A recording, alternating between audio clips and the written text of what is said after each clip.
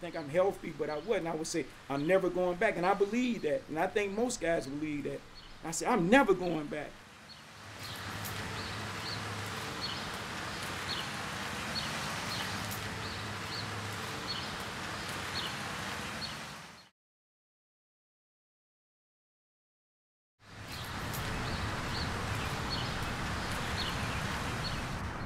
This is one of our busiest days.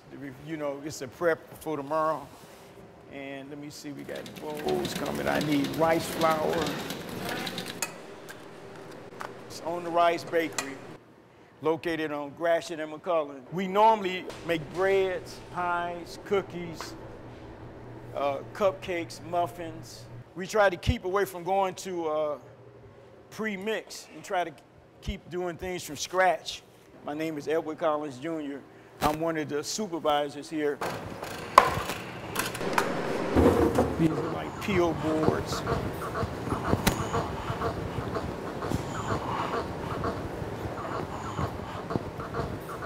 Putting rice flour in the bowls.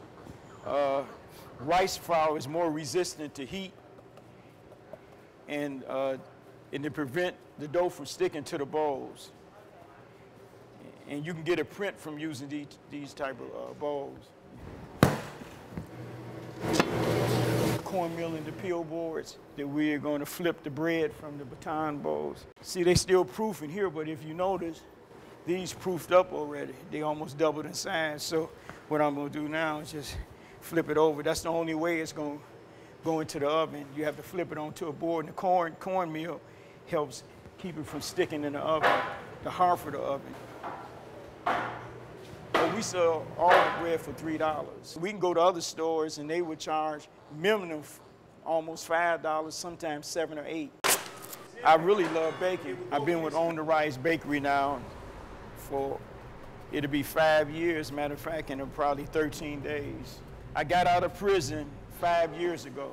This was in 2006. I spent 33 years in prison. I went there 4 times. The first time I went to prison was for car theft. I'll be 63 in August, so I actually spent at least half of my life incarcerated.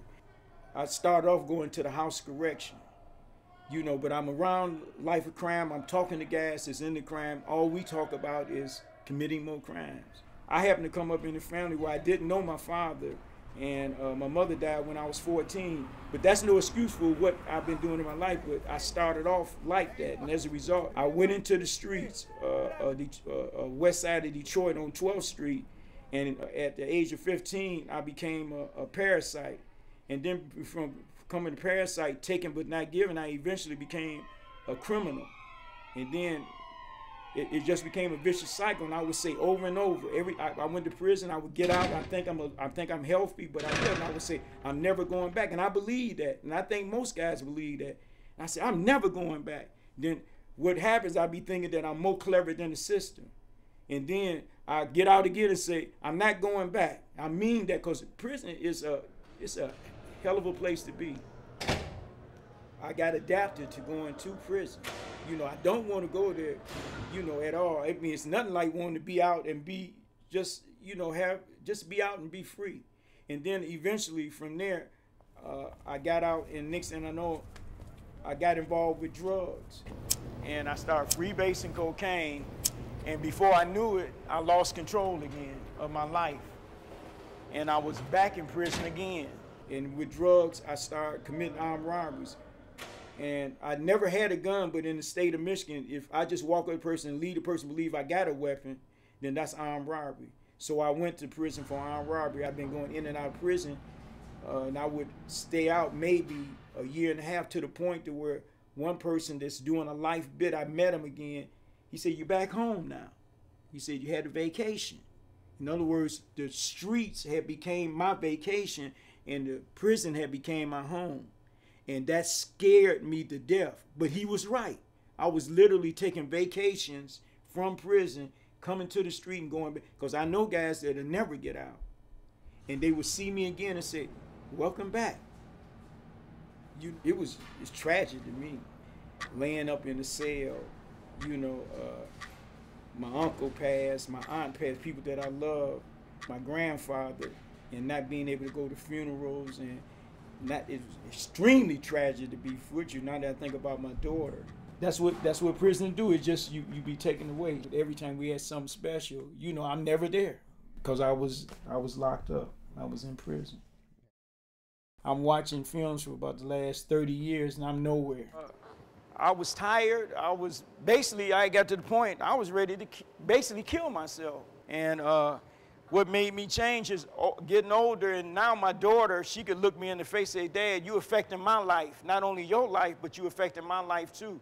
When is this gonna change? One thing I believed in myself is working hard. And I mean, I would work, you know, till my feet drop off. And I remember one time I was in the soup kitchen. I had worked about 16 hours straight. And I said, Brother Ray, how am I doing? And he looked at me and he said, Ed, you're not doing good at all. And I looked at him. I said, what? What you mean I'm not doing? I just worked at 16 hours. I think I went to the bathroom once. You say I'm not doing good at all? And Brother Ray said, let me tell you right now, Ed, we are here to change lives. We're not here. If we wanted a chef, we can go to Bloomfield somewhere and hire a chef. The captains, we are here to change lives. That's what we're here for. And he said, if you want to change your life, come on with us. But we can get a hard worker. You've been a hard worker all your life, but your social life haven't been together. And I knew he was telling the truth. I always been a hard worker, but I never knew how to socialize. I would be in the street, and I didn't know how to save money and things of this nature. And it is still unbelievable that I'm out in the street. Some people that's hearing this might say, well, why in the world did they let you back out? Well, one reason they let me back out is because on a physical level, I never really hit anyone, but I took their property, and that's enough. And that's what I learned a lot about empathy. You know, taking anybody, even if I'm starving, I know now I wouldn't take anything from anybody. I'm thankful for being in the program, the ROPE program, which is Reaching Our Potential Every Day. It's a program to try to help guys that are disenfranchised, guys that are just down and out but want to change their life. And at the house, and we got the house on Rome's and Chaplain now. And what it does, it give a guy a chance to maintain his sobriety. We only can keep 7 people at the house at a time. And you know, they guys that are homeless, and they give them the opportunity to work here for 25 hours. What the program done for me was it gave me the opportunity to even, you know, live a healthy lifestyle. And I stay on Kirchhoff and Alter Road. It's not a very expensive building, but you know, it's my place, and it's, you know, it's comfortable. I was in the house for a year, and I was able, working, when I left out the rope house, I left out the rope house with $10,300. The captain showed me how to save every penny. And from that $10,300, this is everything in here is not much, but I paid for it. It's great to be able to get up out my bed and go get me a cup of water or some pop. I'm kind of lazy, so by me living by myself, so instead of a cup of water, I just drink it right up out of here. This is the best H2O, and plus it's cheaper to me than buying water at the store. You know, I boil the water, pour it in here, and then put it in the refrigerator. So this is the best thing for you, especially if you're working out, is to drink water. If I want to loosen up or build the shows, I might work around and work with these. These are like 50-pound weights.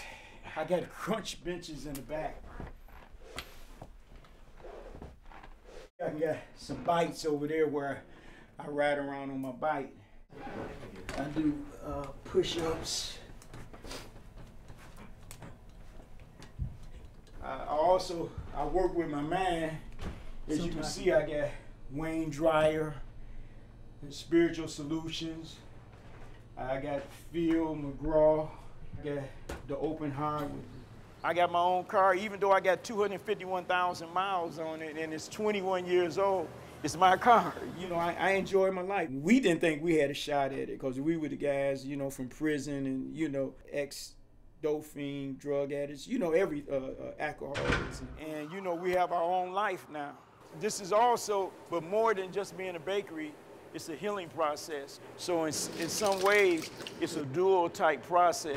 It's a healing process with a guy doing something with himself internally, And in some ways, the baking is secondary. We just trying to, you know, make up for all the big mistakes and stuff that we made. That's my goal, is to be able to work till I'm 70 years old, help the community, and be able to, you know, retire with a couple dollars in my pocket. At this point in my life, I want to be normal.